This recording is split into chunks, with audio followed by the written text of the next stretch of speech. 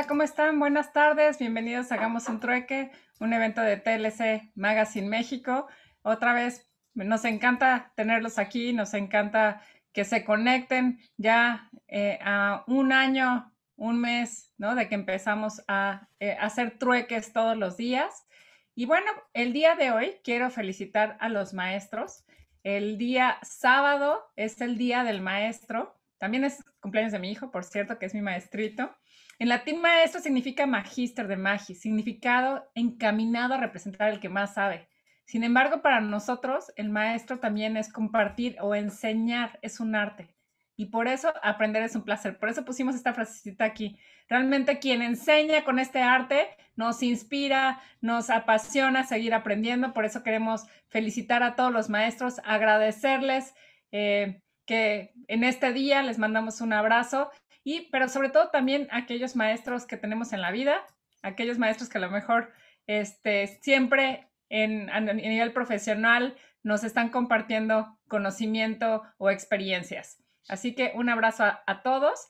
Y bueno, el día de hoy un tema muy interesante. Recuerden que estamos también en este mes compartiendo experiencias de Latinoamérica, en donde vamos a hablar de las nuevas aristas del compliance. Para eso nos acompaña la doctora Rebeca Zamora Piacchini. Bienvenida, doctora, a hacer un trueque. Es un placer tenerla aquí. Muchas gracias a ustedes por la invitación. Estoy muy contenta de participar acá. Pues ella nos acompaña desde Chile, un país que nos enamora, nos encanta. Y bueno, nos va a hablar de estas nuevas aristas de compliance. Y bueno, últimamente me han preguntado, oye, ¿qué es compliance? Todavía no me queda claro, ¿no? Compliance en español, cumplimiento, pero es cumplir no solo con la ley, hacerlo bien a la primera. ¿Cómo me sirve para mis negocios, para buscar negocios a largo plazo de calidad y con un cumplimiento normativo y con integridad, ¿no? O sea, es como en resumen lo que estoy poniendo, pero ahorita la doctora nos va a platicar de las nuevas aristas del compliance. Entonces va a ser un tema muy interesante. Pero antes de empezar a darle la palabra, doctora, Octavio de la Torre nos va a dar un dato peque del trueque.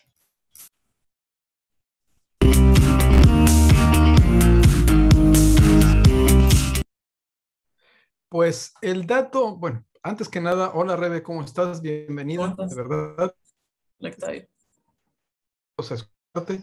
Buenas tardes.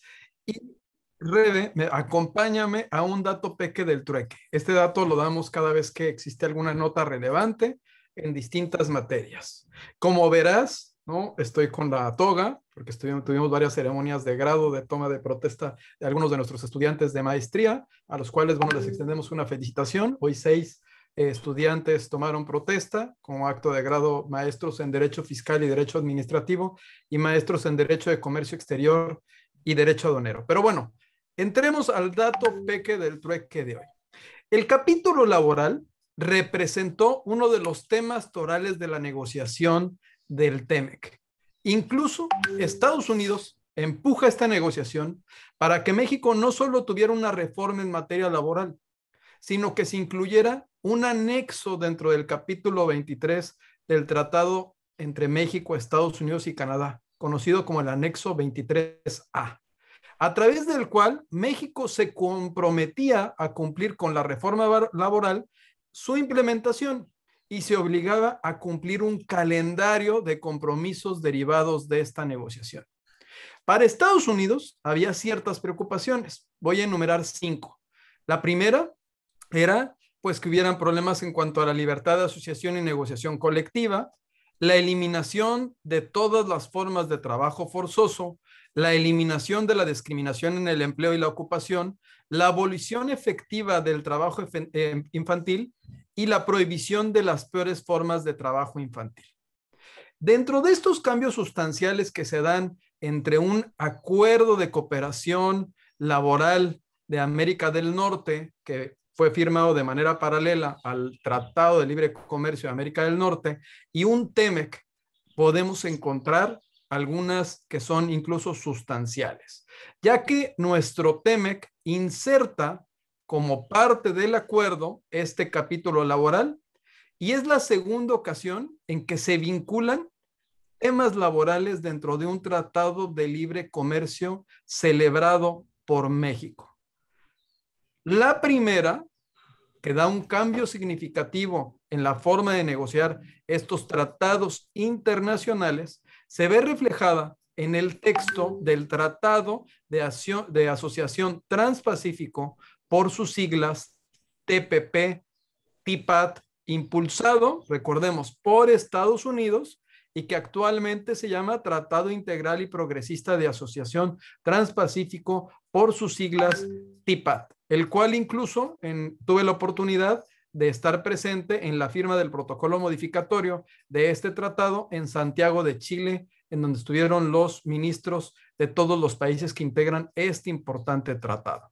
Pero hay una segunda parte en la negociación de nuestro TEMEC y le podemos llamar al TEMEC 2.0. La llamada modernización del Telecán, recordemos que culmina el 30 de noviembre de 2018 con la firma de este acuerdo por los 3 ejecutivos en Buenos Aires, Argentina, el último día del gobierno del presidente Enrique Peña Nieto. Pero a partir del 1 de diciembre del 2018, la nueva administración del presidente Andrés Manuel López Obrador inicia un segundo periodo de negociaciones que tienen como resultado un acuerdo modificatorio del TEMEC con los siguientes elementos. Y escuchen bien, Béjar, escuchen bien. Presunción afirmativa de la violación sobre la afectación del comercio. Es decir, la carga de la prueba no la tiene el demandante, existe una presunción afirmativa de que existe una afectación en el comercio y la parte demandada tiene la obligación de demostrar que no se presenta esa afectación. Testimonios anónimos o pruebas testadas, es decir, una prueba testada es aquel documento donde se subraya en negro o se elimina cierta información para proteger a la persona que entregó dicho documento. 3. Curso sostenido o recurrente. Se eliminaron en esta segunda negociación llevada por Jesús Seade, que ahorita está entiendo que está en China, que regresó a la universidad donde va a cátedra. Se eliminaron los pies de página del texto que se acordó en la primera negociación, que establecía que la violación de los derechos laborales debía de darse a través de un curso sostenido recurrente. Esa nota a pie de página que nos tocó a nosotros estar en la negociación, Daniela, y que formó parte de las 8 rondas, era muy importante porque se tenía que demostrar que había una situación sostenida o recurrente, para que no fuera una situación ocasional y ocurrente.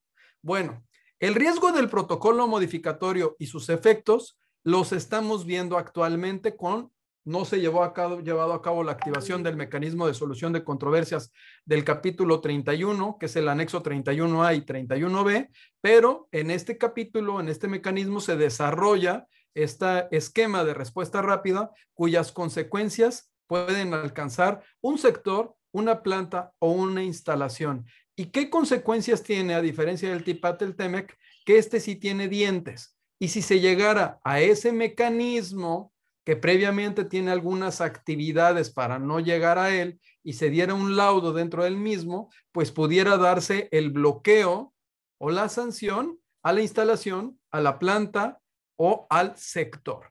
Y aquí la parte importante, bueno, va a decir Rede, ¿y eso qué tiene que ver con todo este tema? Pues la parte importante, porque también en Chile los sindicatos son fuertes y también tienen una fortaleza y están pasando por situaciones similares a las que tenemos en Latinoamérica. Pues tenemos que el pasado 5 de abril, el sindicato Miguel Trujillo López, adscrito a la Confederación de Trabajadores Mexicanos CTM, convocó de buenas a primeras una consulta los días 20 y 21 de abril en las instalaciones de la planta General Motors en Silao para lograr el aval del actual contrato que tienen, el contrato sindical que tienen. Los trabajadores inconformes hicieron público el rechazo a las acciones encabezadas por los actuales líderes sindicales y directivos de la empresa automotriz y exigieron un voto libre. Algunos empleados denunciaron ser hostigados por parte del sindicato en vigencia desde hace más de 10 años e incluso de la propia empresa para dar el aval al nuevo contrato. ¿Qué termina sucediendo a través de esta situación que llega a Estados Unidos y que seguramente de USTR de Estados Unidos hubo alguna comunicación directa con la secretaria de Economía? Bueno, pues se pregunta qué es lo que está sucediendo en términos sindicales, porque recordarán que de los puntos que les leía, de este capítulo 23, había uno muy importante que tenía que ver con la libre asociación, con la libertad sindical, con este tipo de actividades. Finalmente, estas quejas que llegan al Comité y al Congreso de Estados Unidos, pues detonan en que la Secretaría del Trabajo y Previsión Social pues ordene la reposición del procedimiento de votación para la elección del sindicato en esta importante empresa que seguramente le presta servicios al grupo de General Motors. ¿En qué se encuentra ahorita esta situación? Bueno, pues en que va a haber esta votación o estará en proceso. Ya había sido detectada la irregularidad por parte de la Secretaría del Trabajo y Previsión Social y ya existía la anulación de la votación a efecto de que se celebrara nuevamente. Los vuelvo a invitar a todos ustedes, desde que iniciamos los trueques y que cerramos la negociación del TEMEC. Recuerdo claramente que les dijimos que las partes dolorosas las podíamos encontrar en dos capítulos, particularmente anticorrupción y el capítulo laboral, en los cuales requieren ustedes implementar sistemas de gestión de cumplimiento y sistemas de gestión de riesgo, llevar el compliance a otros aristas, darse cuenta que se dan cuenta, quitarse el piloto automático. Y voy a confesarte algo, Rebe. Nosotros hicimos para nuestros clientes un extraordinario y precioso, literal, modelo de gestión de riesgo con unas preguntas que te permitían determinar qué nivel de vulnerabilidad tenías dependiendo de las respuestas que dieras. Y eso te daba distintos colores, desde el rojo, amarillo y verde, en donde podías identificar qué riesgo tenías de acuerdo a la respuesta que tú dieras. De los clientes que tenemos nosotros dentro del grupo que tienen acceso a esa plataforma, que incluso es gratuita porque forma parte de su servicio, ni siquiera el 10% lo han llenado y son empresas IMEX. Es importante que las empresas vinculadas con el comercio exterior en México lleven a cabo esos sistemas de gestión de riesgo, esos análisis. ¿Para qué? Para prevenir cualquier situación que les pueda afectar en su principal objetivo que tienen y propósito en la vida, que es hacer comercio exterior. Las empresas vienen a México y se posicionan para entrar al mercado de consumo más importante del mundo, al de Estados Unidos. No arriesguen ese mercado por no llevar a cabo estos análisis que pueden ser preventivos. Y es aquí donde quise platicar un poquito, Rebe, de la situación que estamos viviendo, que es hoy, que es el dato peque del trueque, pero le cedo la voz a Daniela porque te queremos escuchar con lo que nos vas a dar de tips del compliance, que me parece que van a ser fantásticos y van a dar más información al respecto. Adelante. Rebe, gracias por tu paciencia. Rápidamente voy a presentar tu semblanza para poderte dar la palabra. La doctora Rebeca Zamora Piacchini, no sé si así se pronuncia bien, es secretaria general y vicepresidenta jurídica del World Compliance Association Capítulo Chile, abogada de la Universidad de Chile y diplomada en Compliance y Buenas Prácticas de la PUC. Actualmente es profesora de Derecho Penal de la Universidad Central y directora de Cumplimiento Normativo y Derecho Penal en Norato de Lviv. Ha centrado su carrera en asesorías relacionadas a anticorrupción, delitos económicos y materias relacionadas a la Ley de Responsabilidad de Personas Jurídicas, entre otros. Secretaria General del World Compliance Association, Capítulo Chile. Bienvenida a Hacer un Trueque, Rebeca. Estamos muy ansiosos de escuchar tu plática. Muchas gracias, Daniela. Muchas gracias, Octavio. Yo les quiero compartir pantalla con algo que preparé. Me dan un Adelante. segundo.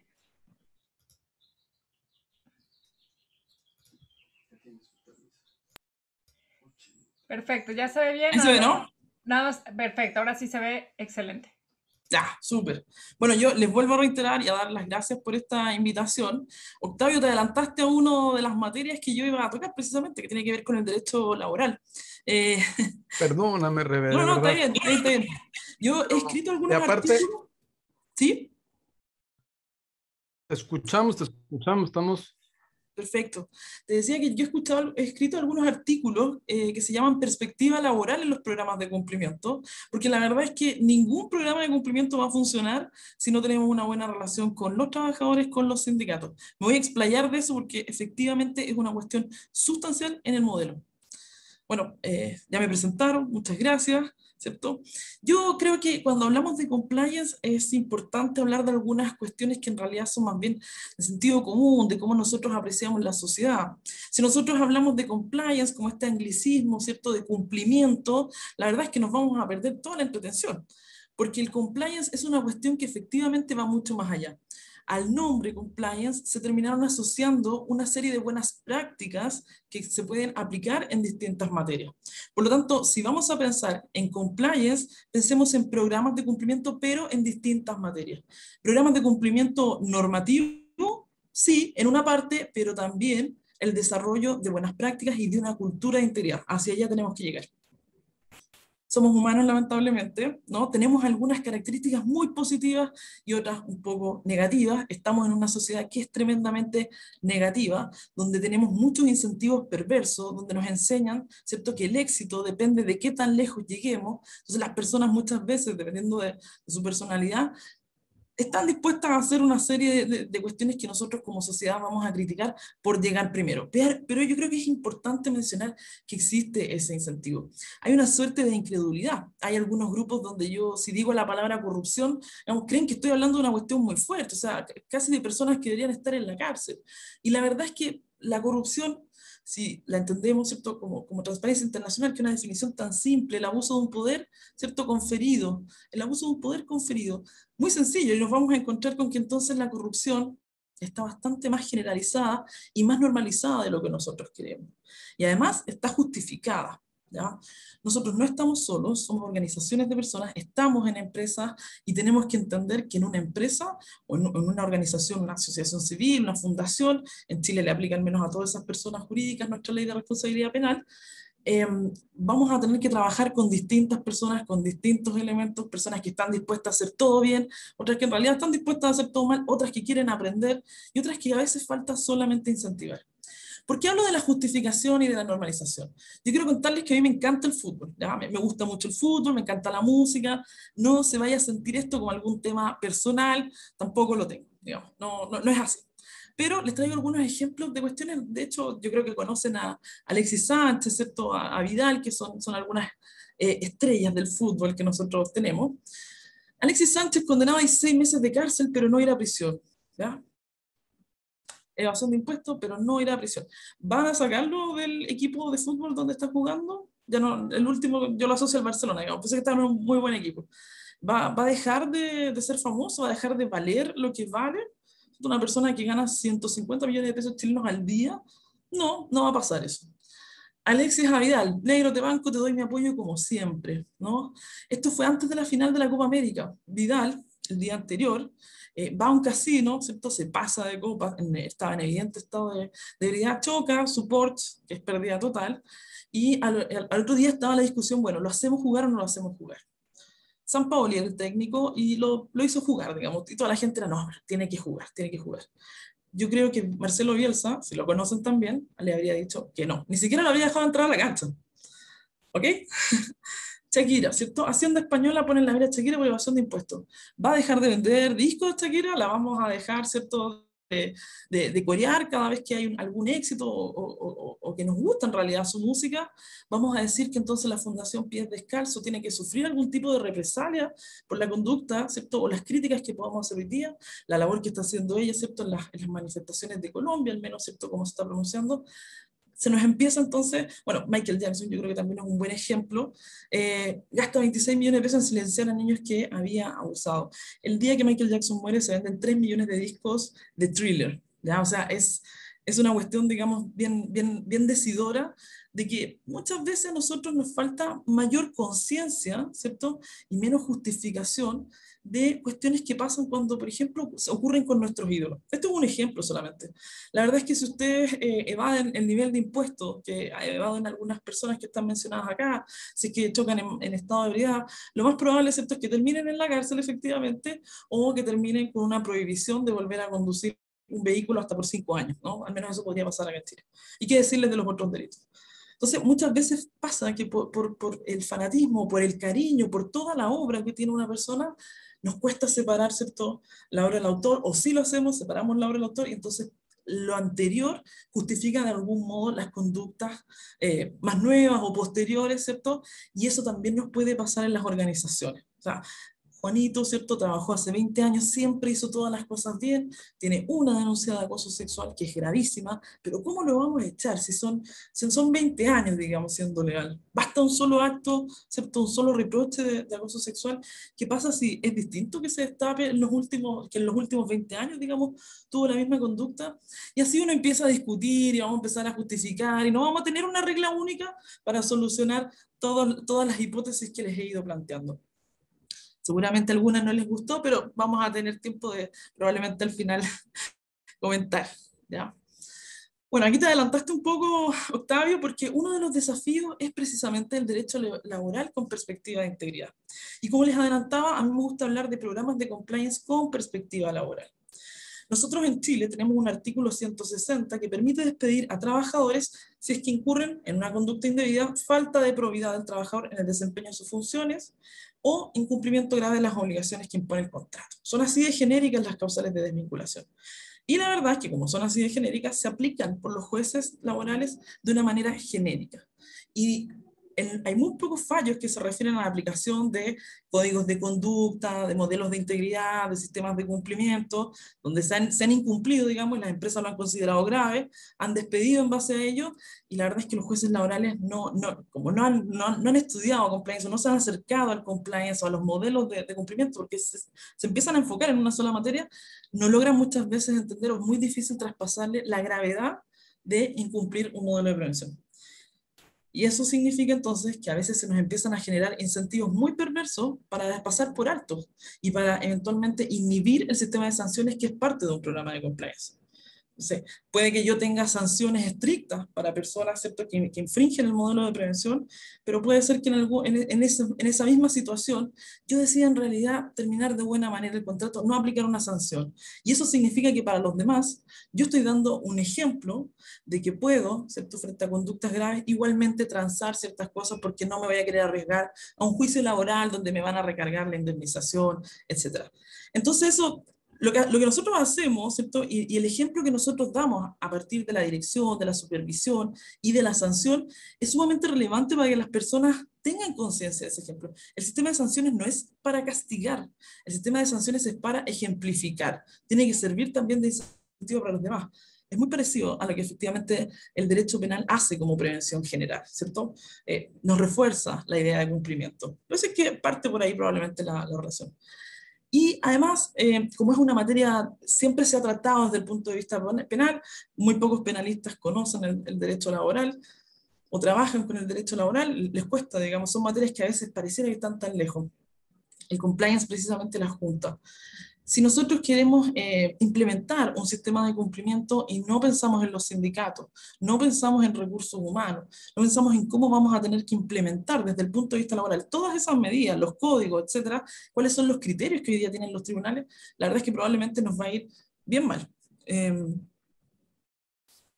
Sobre todo con los sindicatos, ellos tienden a pensar que cuando nosotros, por lo menos acá en la idiosincrasia, que si nosotros queremos regular algunas de estas materias, en realidad lo único que estamos haciendo es preparar el camino para los despidos masivos. Entonces tienden a hacer resistencia, hay ciertas reglamentaciones, los reglamentos internos que requieren o tienen un diálogo con los trabajadores precisamente porque la ley así lo establece. Entonces a mí me gusta hablar de esa perspectiva laboral. Y cuando hablamos de perspectiva laboral, tenemos que a su vez hablar de la perspectiva de integridad dentro de los programas de compliance. O sea, tenemos que empezar a entender, ¿cierto?, que la falta de probidad efectivamente es grave, que efectivamente puede implicar que una persona pierda sus indemnizaciones o sus años de servicio. Nosotros tenemos un sistema de estabilidad relativa, o sea, podemos despedir a una persona con una causal y eventualmente pagar todos los años de servicio, y si es disciplinaria se pierden los años de servicio, más o menos digamos a grosso modo. Yo no creo que necesariamente el castigo tenga que ser la pérdida de todos los años de servicio en todas las causales de desvinculación, pero sí creo que tenemos que adecuar el sistema de sanciones, el que está en la ley, a los sistemas de sanciones que nosotros sabemos que estamos usando en los programas de compliance. Ahora, esto difícilmente va a ocurrir porque se imaginarán que es tremendamente impopular regular sobre causales de despido. O sea, yo dudo, digamos, que alguien se atreva a regular sobre causales de despido como política pública. No me lo imagino en un programa de gobierno, no me imagino una persona impulsando eso. O sea, probablemente no va a ser una cuestión amable. Creo que también, digamos, tiene una arista laboral el tratamiento al denunciante. Muchas veces hablamos del denunciante, hay distintas regulaciones en distintos países, hay denunciantes que incluso se premian. Nosotros no teníamos ninguna ley que digamos que se refiriera al denunciante, y ahora nuestra Comisión para el Mercado Financiero le ofrece un premio, ¿cierto?, de $750.000 al que denuncie infracciones en el mercado financiero, que muchas veces puede seguir dentro de la empresa y que desde distintos puntos de vista uno puede realizar ciertas críticas, empieza a chocar un poco con el derecho a defensa. Pero al margen de eso y del tipo de regulación que nosotros tengamos, no sé si es la experiencia de ustedes, pero la experiencia en Chile es que el denunciante, digamos, si es anónimo esto es peor, pero el denunciante sufre una serie de represalias por denunciar. Sufre una serie de represalias, acoso, hostigamiento, persecución, aislamiento, una caracterización negativa como persona conflictiva, o sea, tratando de alejarlo lo más posible. Muchas veces son personas que vuelven a recibir una contradenuncia de vuelta, ¿cierto?, para deslegitimar las denuncias que realizan. Si se revela su identidad, como les digo, esto se vuelve una cuestión mucho, mucho, mucho peor. ¿Qué es lo que tenemos que hacer entonces? En realidad, pensar en la protección de los denunciantes con un estándar de derechos humanos.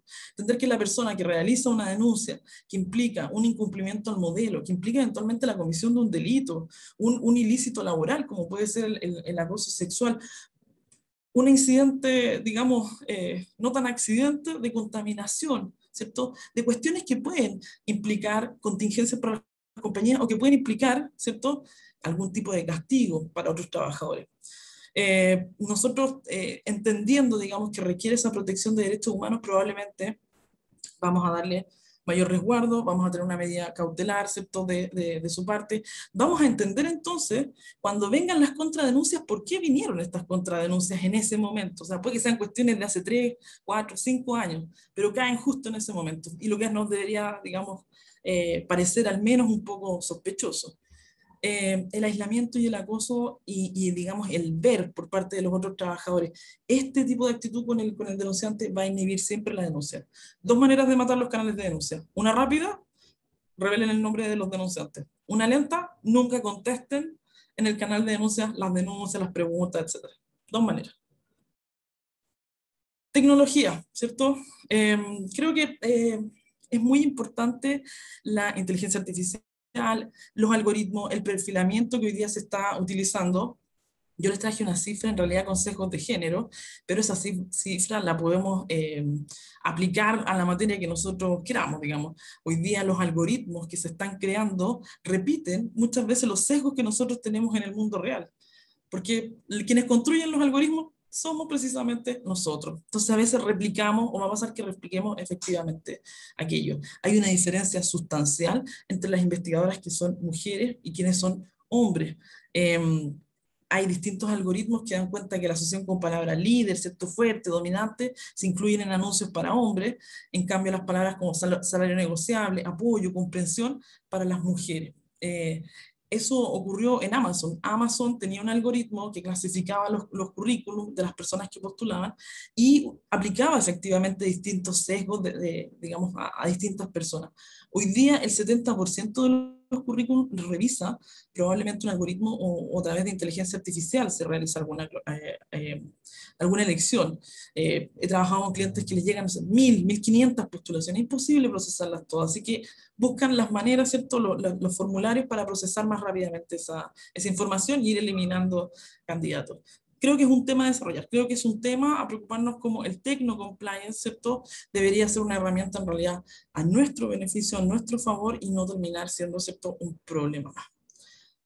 Antipunitivismo, creo que, digamos, este exacerbado arista penal, ¿cierto? La falta de muchas veces mezclarlo con las otras materias, ¿cierto? Y esta idea de que el culpable de infracción al compliance también se vuelve, digamos, una persona que no queremos estar cerca, que se aleje completamente de la organización, que no lo vamos a perdonar, que se tiene que ir, eliminación, aislamiento, ¿cierto? Yo creo que hay que entender que eso también es contrario al compliance. El compliance de algún modo debería realizar lo que el derecho penal jamás pudo hacer, que es efectivamente resocializar, generar cambios, ¿cierto? Y volver a las personas para que entiendan cuál es el lugar, el espacio que tienen en la sociedad, qué es lo que tienen que hacer, cómo se tienen que finalmente comportar. Creo que ese exacerbado castigo, nosotros, por ejemplo, lo estamos viendo en nuestro país, en los 11 años que tenemos de ley de responsabilidad penal de las personas jurídicas. Hace poco salió la primera empresa que es condenada en un juicio oral, los demás eran en juicios sumarios, abreviados, ¿ya? Para que se entienda. Bueno, ha sido, niña, símbolo, ¿cierto? Esa empresa ejemplificada en todos los lugares, digamos, se ha hecho harta leña de ese árbol caído, sin perjuicio de revisar, ¿cierto?, en qué momento se incurren esas conductas, fue, digamos, a los 2 años de que había salido la ley, cómo fue evolucionando, los programas que se fueron implementando, y la verdad es que comentando como si todos los oficiales de cumplimiento, sobre todo, realmente tuvieran independencia, el nivel de poder, ¿cierto?, o el nivel de recursos que realmente se requieren para asegurar que pueda desarrollar de buena manera sus funciones. Debiera ser contrario al compliance. Nosotros debiéramos entender que efectivamente es contrario al compliance. Debiera ser también distinto cómo nosotros lo vamos a ver respecto de personas naturales y cómo lo vamos a ver respecto de personas jurídicas. Para la persona jurídica hay que ser fuerte, el sistema de sanciones tiene que ser fuerte. Precisamente es una estructura mucho más compleja, es una estructura que tiene muchísimo más poder. Si nosotros pensamos en la persona frente al Estado, ¿cierto?, pequeñita, bueno, muchas veces a las personas les va a pasar lo mismo con una empresa que es gigante, con el poder que tienen dentro del Estado incluso. Por lo tanto, ahí tiene que haber mucha rigurosidad. Pero cuando se trata de personas naturales, me parece a mí que en realidad el compliance debiera apuntar más bien a la resocialización, a la reeducación, a la corrección, a la enseñanza, al aprendizaje, más que el castigo. Creo también que vienen muchos desafíos para el sector público. Nuestros legisladores no hablan de compliance, digamos, no se han acercado todavía a esa palabra. Saben que existe la ley de responsabilidad penal de las personas jurídicas y cada vez que ahora se regula una ley, todos los delitos que se crean, digamos, se van agregando al catálogo de la ley 20.393. Francamente, algunos delitos que, digamos, su ocurrencia por parte de una persona jurídica ya, digamos, se va alejando bastante de las posibilidades reales, digamos. En realidad, hay otros proyectos de ley o hay otras materias donde se podría también legislar con perspectiva de integridad. Ir creando figuras penales a propósito de la materia que se regula parece bien, ¿cierto? Pero que realmente permita hacer una cuestión efectiva. Y si en realidad vamos a aplicar, digamos, o vamos a crear un catálogo mucho más amplio de delitos, bueno, también entonces démosles incentivos, ¿cierto?, a las compañías o a las organizaciones para que lo puedan tener. En Chile no lo hay, solamente es un gasto reconocido, digamos. No hay ningún beneficio, ningún incentivo. Una pyme que con suerte puede pagar las cotizaciones previsionales de sus trabajadores porque tiene que cumplir con eso, no va a gastar en un programa de cumplimiento, no tiene el incentivo entonces. Por lo tanto, digamos, no es tan caro como uno cree tampoco, digamos, pero no está ese incentivo a trabajar, sino que es más bien sacar el trabajo adelante. Las vacancias legales, yo me imagino que ustedes también tienen, desde que se publica la ley, un periodo, ¿cierto?, en el cual todavía no es exigible. A nosotros, ¿cierto?, nos han ido creando de a 4, de a 5 delitos, incorporándolos al modelo de prevención y son exigibles al otro día. O sea, al día que se publica, ¿cierto?, mi modelo de prevención de delitos tiene que tener todos los delitos. ¿Qué es lo que eso implica? Que los oficiales de cumplimiento al día siguiente de la publicación de la ley quieren rápidamente tener todo actualizado y no hay un trabajo que permita efectivamente levantar los riesgos a propósito de esos nuevos delitos, ¿ya? Yo creo que eso va a ser importante considerarlo. Puede existir cohecho en masa. En los últimos días, no sé si ustedes, digamos, han seguido algunas noticias de Chile, pero nosotros hemos estado haciendo, digamos, uso de nuestros fondos previsionales, ¿ya? Se han dictado distintas leyes que nos han permitido ir sacando el 10% de nuestros ahorros previsionales que eran intocables. Y digamos, ya probablemente vamos a llegar a la cuarta vez, lo que va a significar entonces un impacto importante en las pensiones. Y ha habido presión de la ciudadanía, o sea, efectivamente es una cuestión que las personas quieren y sienten que, digamos, es una buena medida porque el dinero es de ellos, ¿cierto? Es un dinero que nosotros hemos ahorrado con mucho sacrificio, entonces que deberíamos poder sacar en una crisis o en una emergencia. Las personas siguen pagando la crisis sanitaria, ¿no? Pero es una medida que popularmente es digamos, exigible. Y eso, digamos, ha implicado que hayan personas que digan que esto es un cohecho en masa. O sea, como que si la exigencia, ¿cierto?, de legislar en uno u otro sentido sea una especie de cohecho en masa en el sentido, ¿cierto?, de una promesa de voto, una promesa de votación, una promesa de algún tipo de beneficio. Si realmente vamos a entender nosotros que cualquier política pública que queramos empujar desde la asociación civil es una especie de cohecho en masa. O sea, le vamos a enseñar muy mal a las personas lo que es realmente el cohecho y establecer los límites que nosotros realmente queremos. Eso se habló mucho en estos días. Yo creo que es tremendamente peligroso asociarlo de esa manera, inhibir entonces políticas públicas que en realidad van en beneficio de todos. Creo que el compliance también ha jugado un rol bien interesante y bien importante en la pandemia. Estamos llenos de todos estos temas, ¿cierto? Acoso sexual, burnout, ¿no? ¿Hasta qué hora estamos trabajando? ¿Cuántas horas no nos desconectamos? ¿Cuántas horas estamos frente a esta pantalla? ¿Cuántos webinars? ¿Se acuerdan a cuántos webinars fueron en el año 2020? ¿A cuántos han ido este mes, digamos? Pero seguramente son muchos, ¿no? Más de 10, ¿no? Más de 20, quizás 30, 40, pueden ser incluso muchos más. Y sus horas de trabajo, si es que a ustedes les toca cargarlas o registrarlas, también seguramente crecieron un montón. Teletrabajo y salud mental, ¿no? Nosotros no teníamos una regulación de teletrabajo. El 2006 se presentó el primer proyecto de ley en Chile, nunca se legisló. El 2018 de nuevo empezamos a regular eso, pero si no hasta marzo, en 5 días, dicen ya, ok, se aprueba el teletrabajo. Cero cultura de teletrabajo, o sea, las personas no saben teletrabajar, les ha costado mucho, no teníamos tecnología para ello también, nos dimos cuenta que toda la distribución no funcionaba. Ahí algunas personas, ¿cierto? Se enteraron, digamos, que era tan importante regular esto también desde, como una política pública. Hay sectores en nuestra ciudad, Santiago, digamos, el sector más poblado, ¿cierto? Digamos, es el centro del país, donde no llega efectivamente el Internet y donde a las personas les cuesta mucho hacer el teletrabajo. ¿Qué decir de la salud mental? No hay preocupaciones, no hay políticas enfocadas en este tipo de riesgo. No, la verdad es que no está funcionando y yo creo que va a ser un problema a largo plazo. El efecto no lo vemos hoy día, el efecto lo vamos a ver en 5, en 10 años más. Chile es un país con altos índices de depresión y de suicidio. Entonces, este es un tema que debería preocuparnos desde una política pública y no está ocurriendo. Digamos, ha habido mucha preocupación por mujeres que sufren eventualmente violencia de género. Yo también me pregunto, ¿cierto? Porque hay una discusión respecto a si los niños tienen que ir a clase o al colegio. Eso, para efectos de las agresiones sexuales, va a ser también un tema, no ahora, a 20, ¿cierto? A 15 años más, cuando realmente, efectivamente, esas personas puedan hablar de cómo fue vivir esta cuarentena muchas veces con distintos agresores. En el colegio, por supuesto, que esos hechos quizás a veces se pueden revelar. Yo creo que eso también ha faltado, esa óptica nos ha faltado también para legislar respecto a estos temas. ¿Qué decir del sexting, no? En Argentina, rápidamente un ministro recomendó el sexting. Acá en Chile no se hizo, pero nos llenamos de casos de reclamos de personas que decían, oye, yo mandé una imagen, ¿cierto? Y se empezó a disparar por todos lados, no hubo respeto, ¿cierto? No hay una deslealtad realmente con el uso de esas imágenes. Y eso, como digamos, dentro de las organizaciones, puede ocurrir también. O sea, uno podría pensar que, bueno, si estamos en pantalla, entonces no hay acoso sexual. 150% creció el acoso sexual en el año 2020 en Chile. 150%. Venía creciendo 50% sostenido. Pero ya digamos, 150%. ¿De verdad es un tema del que no nos vamos a preocupar? ¿De verdad no es un tema importante para el compliance?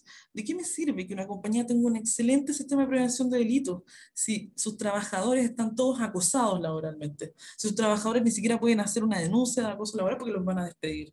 Si tampoco tienen derecho a quejarse del derecho a la desconexión. Entonces, en realidad, las empresas no son los valores que dice el código de conducta, son los valores que practican. Y los valores con quienes los deberían practicar, primero es por casa y luego, ¿cierto?, con los terceros con quienes nos relacionamos. Así que ojo con eso, ¿cierto? No basta con decirlo, hay que practicarlo. Creo además también que el empleador está caminando, ¿cierto?, hacia una posición de garante en distintas materias, ¿cierto?, como ocurre en materia penal, con quienes están en posición de garante, quienes tienen un deber de actuar. Creo que eso nos está pasando a nosotros. ¿Qué pasaría si esta fuera una reunión de trabajo, ¿cierto?, y ustedes eventualmente vieran que mi pareja, digamos, me golpea y alguno de ustedes fuera mi jefe, tuviera un poder de supervisión? ¿Que no va a hacer una denuncia? ¿De verdad va a decir, oye, es que eso ocurrió en la casa? Bueno, digamos, al otro día aceptó una reunión, digamos, con la agresión, digamos, visible, no vamos a hacer nada. Eso está pasando acá. Y eso significa entonces que estamos trasladando efectivamente distintas obligaciones a los empleadores. Les estamos mostrando nuestras casas. Si ustedes miran acá, ¿cierto?, mis libros, probablemente se van a enterar de algunos gustos y algunas cosas que dicen estos libros de mí. Eso también está pasando en las empresas. ¿Qué pasa con una pareja, ¿cierto?, del mismo sexo, un hijo enfermo, el hacinamiento de un hogar, la humildad del hogar? Es información a la que están accediendo hoy día, ¿cierto?, nuestros empleadores. Les estamos pidiendo también que nos cuiden, ¿cierto?, que esto sea un lugar seguro. Digamos, no he practicado mucho eso, yo creo que aquí se van a caer varios libros si es que hay algún terremoto, pero ese tipo de involucramiento hoy día está ocurriendo, porque es un accidente laboral finalmente. Para ir terminando entonces, ¿cuál es el real sentido del compliance? ¿Es solamente prevenir responsabilidad penal de las personas jurídicas? ¿Es solamente que no se cometan delitos? ¿Realmente, digamos, podemos trabajar solamente con ese fin? Yo creo que no. Yo creo que el fin efectivamente es la cultura. Yo soy profesora de Derecho Penal, quiero mucho el Derecho Penal, pero de verdad espero que lo eliminemos, que haya un futuro donde no trabajemos con el Derecho Penal, sino que trabajemos a través del compliance, reforzando constantemente conductas debidas, conductas que ya no van a ser buenas prácticas, sino que van a ser las que nosotros como sociedad queremos. Nosotros como sociedad condenamos muchas veces muchas cuestiones, injusticias, políticas públicas, ciertos casos que no nos gustan y nos hacen reaccionar, nos hacen reclamar. Pregunten por el estallido social, digamos, acá en 2019. La gente hablaba de abuso, era la corrupción, en realidad es corrupción. Nosotros ahí nos ha costado hablar de esa palabra, esto porque es muy fuerte, pero digamos, hay que preocuparse de esta materia y en el fondo volver un poco también a lo elemental. Lo he conversado un par de veces con Octavio, ¿cierto? Yo creo que el compliance es mucho más antiguo de lo que nosotros creemos. Ulpiano tenía 3 reglas para el derecho: vivir honestamente, no hacer daño a otras personas y dar a cada uno lo suyo. Yo creo que eso, digamos, son reglas elementales.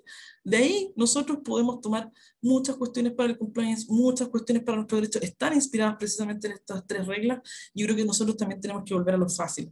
El legalismo exacerbado, la formalidad exacerbada, no nos está ayudando con las personas. Las personas no leen ya el reglamento interno, no leen la ley, no están pendientes de un diario oficial donde se publican las leyes. Nosotros tenemos que trabajar entonces valores, que es mucho más sencillo. Por último, si alguien quiere usar mi presentación, yo no tengo ningún problema. He visto en algunos lugares donde las personas se llevan la presentación, la eliminan del computador, ¿cierto? No puede mandarlo.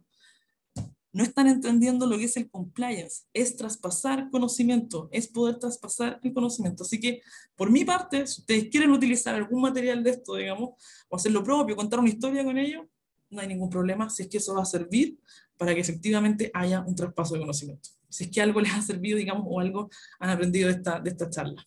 Eso les preparé. Pues muchísimas gracias, Octavio, gracias, doctora Rebeca Zamora.